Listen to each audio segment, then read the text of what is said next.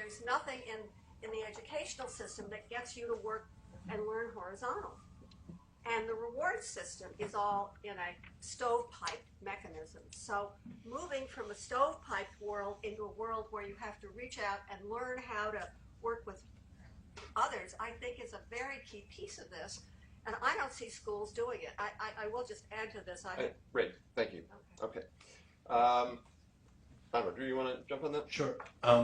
We have been aggressively hiring mechanical engineers. A third of my employees are mechanical engineers now. And we're hiring recent graduates at the University of Maryland. And one thing I was stunned about is how collaborative they like to work. And they like to work in teams. And this is something new that at least University of Maryland is doing. I don't know if this is nationwide, but this is certainly something going on there. Regarding our employee culture in addition, one thing we do is we have lean manufacturing cells, which are around different robots. And the crew has to make a certain number of baskets or sheet metal fabrications per week. And if they do, they get a check. So they work very collaboratively because they all get a check if they hit their bogey. And if they don't, they don't. They get no money. So they self-police themselves regarding coffee breaks, bathroom breaks. We don't care if you take a smoke break. It's on you. Just hit your numbers at the end of the week. So we work very collaboratively. But you're really special. Actually, let's leave that because I want to be able to move on. So because we got a lot of folks having questions. We'll go in order. I saw him. Ken. Ken Jarbo with Athena Alliance. My question is for Jason. Two of the new wave areas that you seem to be getting into, you get elaborated very much. One was what Drew talked about the design advisory system.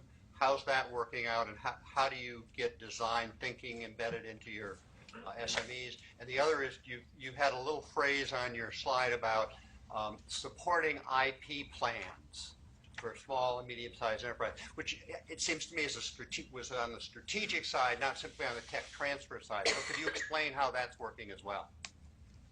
Sure. Maybe certainly for the technology advisors and on the design side. So we do have some expertise in that area.